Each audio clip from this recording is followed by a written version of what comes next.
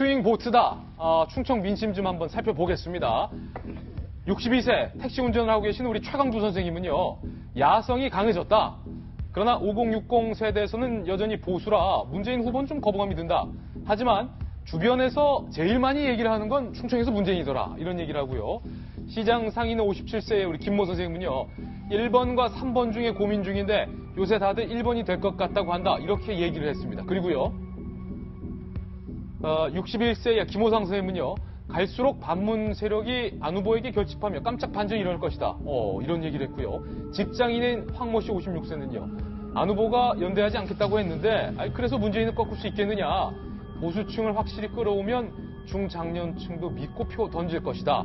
상당히 충청의 민심이 복잡한 것을 알 수 있는데 윤태곤 실장님, 충청의 민심 이거 어떻게 될까요? 요약하면 그런 거 아니겠습니까? 어찌됐건 문 후보가 1등을 달리고 있는 것에 대해서 체감들을 다 하고 계시는 것 같고 홍 후보는 아직은 이제 영남권하고 비영남권은 조금 온도 차이가 있는 것 같아요. 확실히 충청에서는 요 분들은 홍준표 후보 얘기를 좀 덜 하는 게 있는 거죠. 그러니까 뭐 보수의 중심이라도 뭐 안철수 쪽으로 뭐 가야 되는 거 아니냐 이런 게 있는 것 같으니까 이게 또 결국 이제 충청권에서는 반기문, 안희정 뭐 요 흐름이 이게 끊긴 것에 대해 가지고 아쉬움을 여전히 느끼고 있는 것 같고, 그러니까 저는 이제 문 후보 쪽에다가 좀 조언을 한다면은 이쪽은 그러니까 말하자면 햇볕 정책과 따뜻함, 통합 이걸 강조하는 게 결국은 국정 운영에도 도움이 되고 선거에도 도움이 되는 거예요. 아까 이제 이해찬 의원식으로 말을 하면 이 충청 민심에서 볼 때는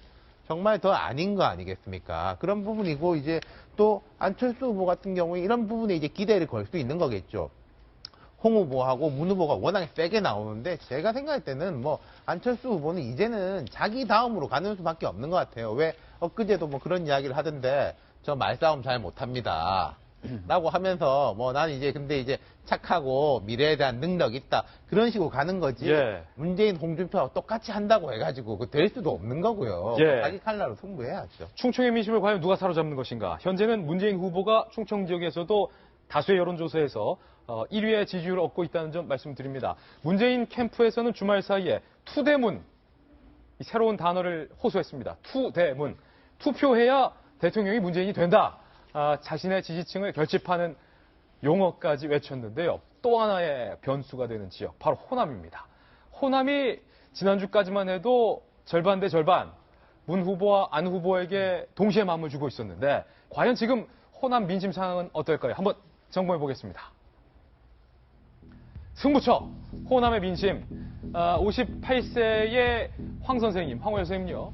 지난주부터는 분위기가 문재인 후보 쪽으로 쏠리고 있다. 지금은 따블이요, 따블. 따블이다. 따블이란 단어 오랜만에 듣네요. 그리고 33살의 차지성 씨는요. 처음에는 안철수 후보를 지지했지만 TK에서 보수 후보 지지율이 올라가는 걸 보면서 될 사람을 더 확실하게 밀어줘야겠다라는 생각을 하게 됐다. 이렇게 얘기를 했습니다. 그리고 대학생 23살 박성희 씨는요. 문 후보는 준비된 지도자 이미지고 안철수 후보는 속칭 꾼이 아닌 신선한 느낌이 있어서 대학생들 사이에서도 박빙이다. 호남 대학생들 사이에서도 박빙이라는 거예요. 그러면서 공인중개 사업을 하시는 52세 정병규 선생님은요. 40, 50대에서는 참여정부에서 홀대를 당했다라는 반감이 아직도 바닥에 깔려있다. 광주 시민이 만든 국민의당이 집권당이 되고 안철수 대통령을 배출하면 지역 발전을 최소 5년 이상 앞당길 수 있을 것이다. 뭐 이런 개인적인 의견을 밝혀주셨고요. 49세 주부 이명숙 선생님은요. 아직 마음을 정하지 못한 엄마들이 모인 자리에서는 안철수 후보 얘기들이 훨씬 많이 나온다. 안 후보가 TV 토론에서 보인 미숙한 모습에 오히려 때가 묻었다. 참신하다라고 평가한 사람도 있다. 앞선 세 분은 문재인 후보 쪽으로 쏠린 발언을, 그 뒤에 두 분은 같은 호남 분들인데 안철수 후보 쪽으로 쏠린 민심을 보여주었는데 노은지 기자가 이제 현장을 다니다 보면 특히 이 호남 쪽의 민심은 좀 어떻습니까?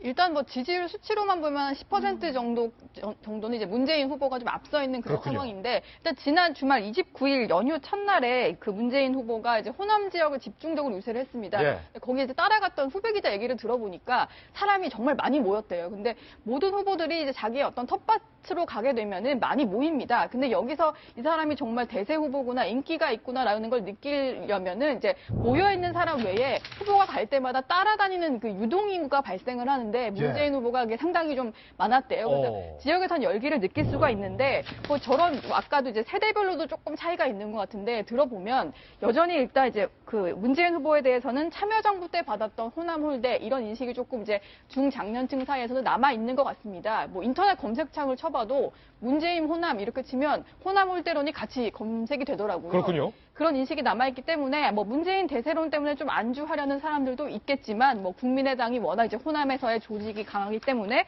그것 때문에 좀 흔들리는 사람들도 상당히 있는 것 같다. 이게 현장에서 느끼는 그런 민심입니다. 아직은 끝날 때까지 끝난 것이 아니다. 어떤 후보이든 뭐 이렇게 요약을 하면 되겠습니다.